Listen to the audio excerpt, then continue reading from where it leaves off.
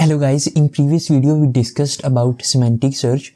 In today's video we are going to see what is context and data classes, and we are saying how to use check pointer and store at the same time.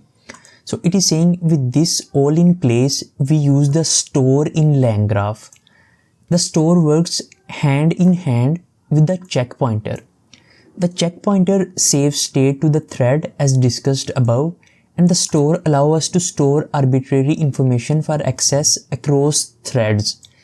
Means check pointer just store the snapshot or state, and store allows us to fetch the information across all the threads. It is saying we compile the graph with both check pointer and the store as follows. Here it is saying data class is context and user ID is string. First of all, let's see what is data class.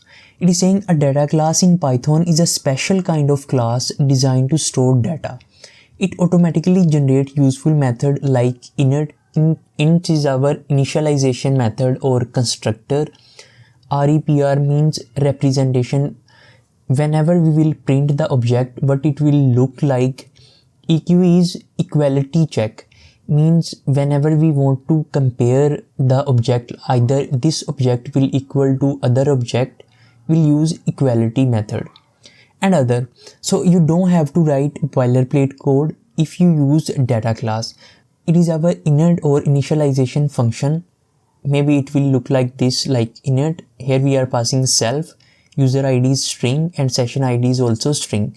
Here we are saying user ID will equal to self.user ID, session ID is equal to self.session ID. By using data class, we don't need to write init method and different other methods. So here is the code. Here we are saying from langgraph.graph import messages state. If you remembered previously, we were building our agent state by using class agent state, and we were saying it is type dictionary basically. And here we are saying it has one attribute, that is messages, and it will be annotated of list of base message maybe, and it has reducer like add messages. So instead of writing this class, LangGraph build that class for us. It is messages state class.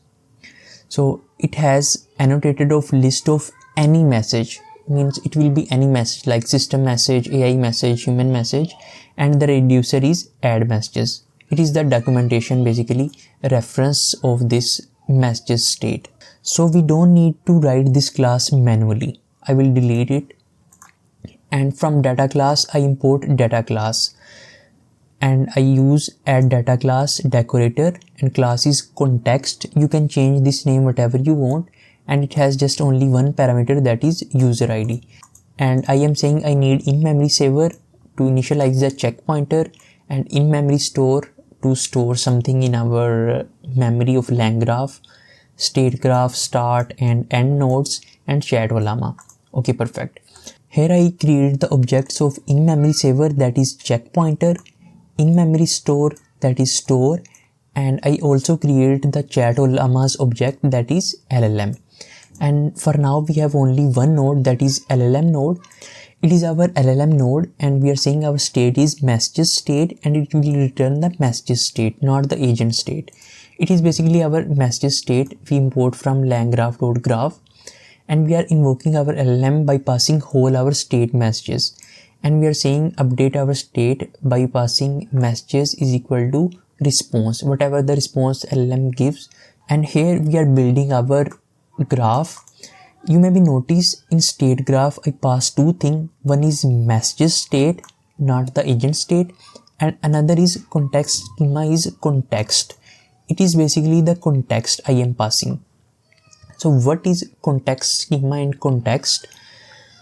It is saying context schema is essentially a type hint or a data structure that basically defines what context data will be available to all nodes in your graph during the execution. For now we have only user ID. So in our case, our context data will be user ID. LangGraph will automatically create a runtime object for each node that include a dot context field. We'll see in next class how to access runtime.context.userid. So don't worry about this runtime. We'll discuss this in more detail.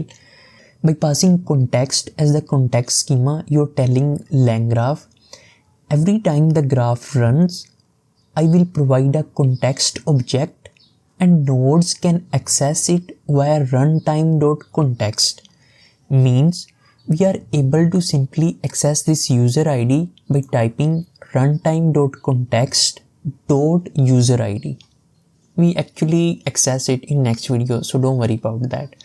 So if someone asks why you need this context, so we'll simply explain to him that in your example, you want to track which user is sending the messages. So in our application, we may have different user like user 1, user 2, user 3, user 4. If we want to check which user is sending the messages, so that's why we need this context. And while creating the state graph, we pass messages state and context schema is our context. And we create our node and edges. And while compiling our builder or graph, here we are saying checkpointer is checkpointer and store is equal to store. We create these two objects here. And our final graph will look like this. It has just only one node, that will be an LLM node. Okay, in the documentation, it is saying we invoke the graph with the thread ID as before and also with the user ID, which we will use to namespace our memories to this particular user as we showed above. Let me just copy this and I will paste here. Let's run this cell and config is configurable and thread ID is 1. And here we are using graph.stream method, not the graph.invoke method. We are saying whenever stream will be ready, just fetch the output and print it on the screen. And we are saying messages role is user and content is high. Config is this config. Stream mode is update. We are saying, hey LangGraph, whenever you will get updated or whenever you will get partially updated, just fetch the stream.